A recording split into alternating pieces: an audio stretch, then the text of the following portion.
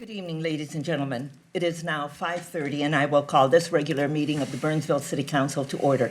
It is our tradition to stand for a moment of silence, followed by the Pledge of Allegiance, and we invite you to join us.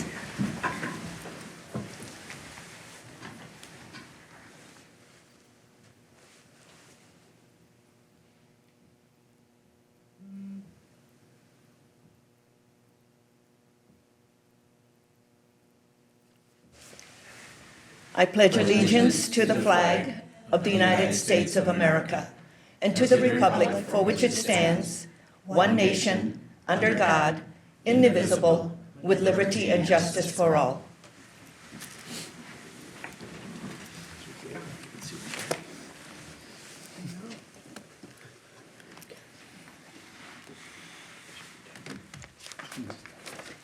We have announcements for our upcoming meetings. Council meetings are scheduled for, our regular council meetings are scheduled for Tuesday, December 5th, and Tuesday, December 19th at 5:30 p.m. We have work sessions scheduled for Tuesday, November 28th, 5:30 p.m., and Tuesday, December 12th at 5:30 p.m. We are in the midst of all of the budgeting hearings, and so here are the dates for all of the budget workshops. We have a budget work session scheduled for Tuesday, November 28th at 5:30 p.m., and we will adopt the budget and the levy on Tuesday, December 5th at 6:30 p.m. And everyone is invited to all of our budget hearing work sessions, and if you wish to speak, I'm happy to recognize anyone.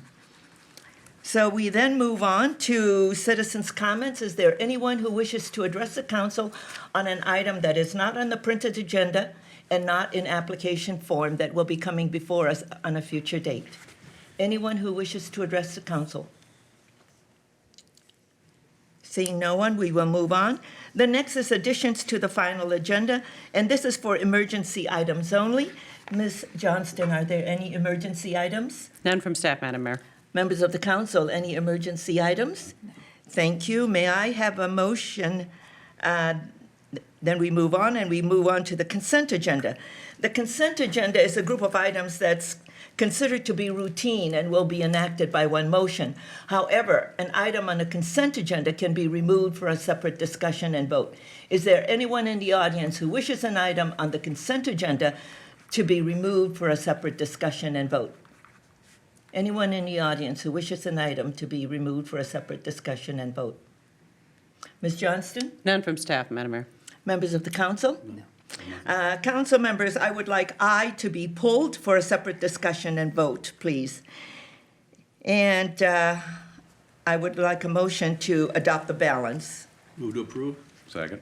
Okay, Council Member Gustafson makes the motion, second by Councilmember Keeley. All in favor, please say aye. Aye. Opposed, same sign, and the motion carries. Council members, I pulled this item, which is an application for Discover Church for a plan unit development amendment to allow a leasable showroom space for a business located at 14300 Burnsville Parkway. They're asking us to approve a PUD amendment and to adopt the findings of fact and ordinance. Members of the council, I remember this item very clearly when it first came before us.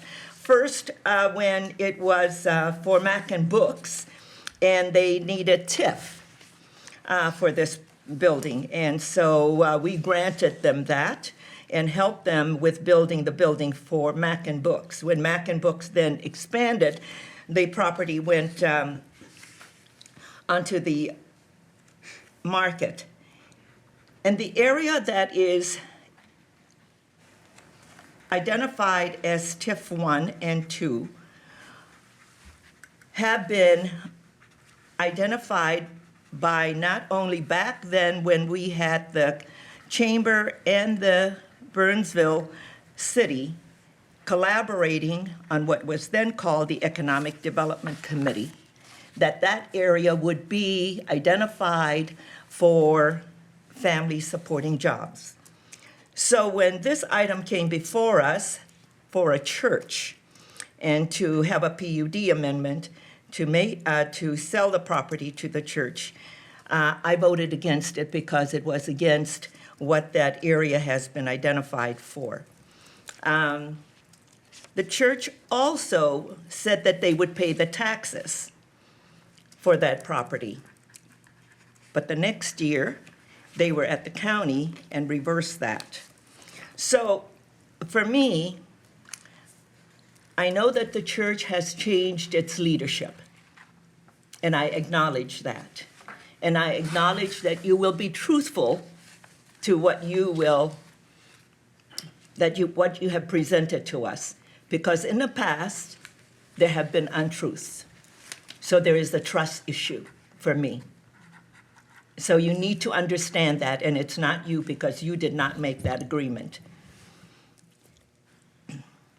But because I believe in terms of the economic vitality of this community, and because of what many people have worked on so hard to put in place a balanced land use for the city of Burnsville, and that there are many areas in the city where churches are allowed. And I want to make sure, Ms. Faulkner, that in the agreement that we have now, because what is proposed in this application is for a retail, which is a for-profit company in a nonprofit building, which is now identified in the land use as tax exempt, correct? Madam Mayor, the city doesn't identify what's tax exempt or not tax exempt in our land use plan. No, I understand that. Okay. I understand our ordinance, our zoning, and land use. But if you are a church, then I will ask our attorney. If you are a church, you don't have to pay the taxes. Mayor and council, generally that is correct. The Constitution provides that churches or other houses of worship are generally tax exempt. However, if they lease space to a profit-making entity, the assessor's office will classify that portion of the property that is leased and is no longer devoted to the mission of the church as taxable property. And we assume that that will occur when the county assessor reevaluates the property. Is that in the agreement? Mayor and council does not have to be in the agreement. That is state statute. That is state statute. Okay. The exemption is the exception to the rule.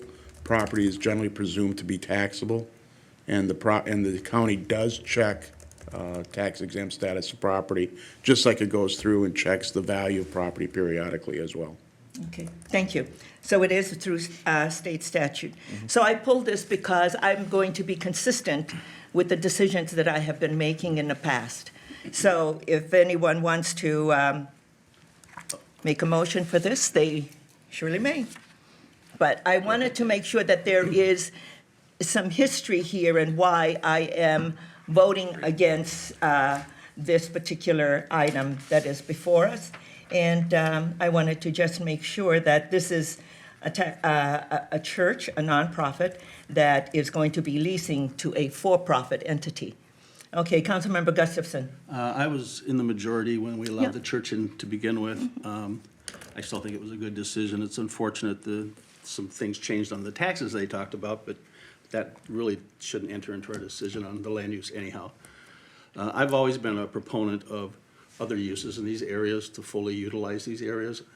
In this particular case, even though it went to a non-taxable form, it's actually going to bring some property tax back to the city. And it allows some commercial in the area, which I believe should have been in the area for a long time ago anyhow. So I'll be in support of it. And with that, I will make a motion to approve. There is a motion on the floor. Is there a second? Second.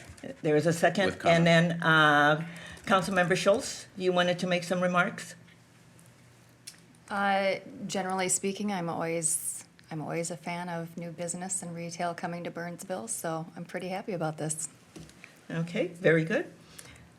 I like business in Burnsville too, but we also have land use and we also have things that when we say we want to make sure that we have family supporting jobs, that we have an area because commercial doesn't support the kind of services that, jobs that they have doesn't really support families.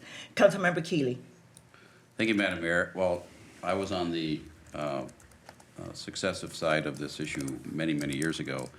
And the reason being, this is a road that borders the zone that you refer to for household supporting jobs. There already is and had been many businesses that don't necessarily qualify under that manufacturing, high-paying, or household supporting jobs on that road. And we see that on County Road 42 as well. So my justification for supporting it in allowing other business was only the properties that abutted County Road 42 within that zone, and properties that were along that road, which is Burnsville Parkway. Is it not, or is it? Yes, Burnsville Parkway. That any properties behind those remained under the original zoning intent as manufacturing type jobs and that, because as I see the area developing, and as had happened even before this became before us, other types of businesses, more retail or service related or performance related, I think there's a dance studio over there, had already begun to appear on that road. So I think it made sense for that abutting property to Burnsville Parkway to be allowed to have different types of businesses come in. And I also, as Councilmember Gustafson has in past conversations, support that on County Road 42 as well. So it is just how the area continues to develop, and we're trying to be responsive to how that development goes. But I intend to preserve Madam Mayor's voice when it comes to the properties behind those abutting properties to the road, to preserve them as manufacturing related, because I think, and I don't believe that they'll ever change really from what they are today. So with that. Okay, there is a motion and a second, but we do have people in the audience who wishes to speak. So there is already a motion on the floor and a second. Mr. LaFever, do you want to speak? Please, sir, I don't know. Do you want to add, or just, they're going in your direction here. Do you want to mess it up or not? I certainly don't want to mess it up, Madam Mayor. Good evening, Madam Mayor and council members and city staff. My name is Jeff LaFever. I'm with IAG Commercial. We have been hired as a fiduciary agent to the church, Discover Church. Discover Church in 2008, this conditional use permit, or PUD, was put in place in 2008. In approximately 2014, 2015, there was a split in the church. The church went from approximately 750 Sunday attendees to under 200 Sunday attendees. 2 years ago, Pastor Andrew Johnson was hired and to really rebuild the church, and he has been working hard to do that. As a result, attendance is now running close to 300 on Sunday mornings. They have worked hard. I think he should be commended for the work he has done to try to cut expenses, stabilize the church with the help of board members and church members. One of the things that they approached us about was the excess space that they have. They have approximately 55,000 square feet. They are not fully utilizing the building. They saw it as an opportunity to lease some excess space and help raise financials, raise income to help with the expense side. We are leasing approximately 22,000 square feet in the building. Of that, this is one of the tenants that has come forward for 7,500 square feet of that. We have another 7,500 square feet that the council should be aware of, because we could be back in the same issue, and so we'd rather just deal with it all at one time right now. Another 7,500 square feet we can lease exclusively to somebody in the northwest corner of the building, and we have a total of 22,000 square feet, so about 15,000 square feet included in that 7,500 that we could do on a shared arrangement if it was a charter school or a daycare that wanted to share classrooms, Sunday morning classrooms during the week and so forth. We do not know what's going to come forward. We've had a number of prospects, from for-profit companies to charter schools to nonprofit companies to other churches, all of which may be candidates. I bring it up because it's relevant to the conversation tonight. It's certainly relevant because we could be, again, back here. From the church's perspective, they are not looking for a situation where they are putting them in favorable position over the general public. It's not fair as a nonprofit Certainly to be in a situation where you're renting to for-profit companies and not paying taxes on that. The church is not arguing against that. So they certainly understand that and respect that because they want to be a good citizen in the community and have worked hard to do that. They do want to address that issue, though, trying to figure out what's the best way to approach it. This tenant that has, the lease has been signed now, contingent upon approval, is about 7,500 rentable, just over 5,000 square feet usable, and that is for profit, as we've been talking about. And so I think the broader question is, how do we handle that going forward, and in order for them to do the right thing and to lease up some of this excess space to help them continue to curtail expenses as much as possible. Mr. LaFever, I think you continue to work with our staff on that issue. So whatever it's going to be, whether it's for-profit or nonprofit, it needs to go through our process. And we will do that. Yeah, and Yeah. the staff has been great. We've worked Yeah. closely with them. Yeah. The question Because- is, how do we handle it from a taxation standpoint or a special assessment? I'm not sure. I think that will be, because it is in the law, and the county assessor will be the agent that executes all of that activity. Thank you for your help. Okay, thank you. Pastor Johnson, did you want to address us, or are you okay? And I really commend you for the work that you've done. I appreciate your inviting us to come and tour the church once you took the leadership of the congregation. And I see that you're trying to do good things to bring the church back to its full activity, and I commend you for that. So, let's see, are there others who wish to speak? Ms. Holcomb, Mr. Holcomb, you wish to speak? No? Okay. With that, there is a motion and a second. All in favor, please say aye. Aye. Oppose? Aye. And the clerk has the division of the House. And you understand why I'm voting against it. Not against you. I appreciate everything that you're doing. But it is from the past, and I'm being consistent with what I'm moving forward with. Okay, thank you. And that is the end of our consent agenda. We move on to the regular agenda, and the regular agenda is item number 5. This is a public hearing, and this is to approve currency exchange license for Burnsville check cashing. Megan McNeil, our deputy city clerk, is presenting this evening. Ms. McNeil. Thank you, Madam Mayor and council members. Burnsville Check Cashing LLC has applied to the state for a currency exchange license at 2028 County Road 42 West. The statute allows for local governments to conduct a public hearing for approval prior to issuing a currency exchange license for new locations. Los Gallos Burnsville, Inc. currently holds another currency exchange license in this same area, but is selling their location to Burnsville Check Cashing LLC. The transaction is expected to close by the end of this year. This should satisfy the state's condition of a half-mile separation between licenses. Staff conducted an investigation for zoning compliance and found no reason to deny the application. A local police investigation is not required in the statute.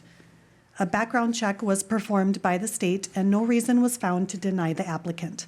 This is a public hearing, and I stand for any questions. Any questions for Ms. McNeil? Seeing none, this is a public hearing. I will open the public hearing. Is there anyone who wishes to address the council on this issue? Anyone who wishes to address the council? Seeing no one, I will close the public hearing. Members to of the approve. council, Councilmember Keeley makes the motion.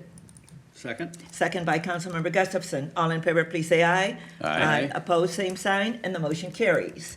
Members of the council, there are no other items to come before us this evening, and a motion to adjourn is in order. Move to adjourn. Second. Councilmember Keeley makes the motion, second by Councilmember Gustafson, and we wish everyone a happy Thanksgiving, and we stand adjourned. Happy Thanksgiving.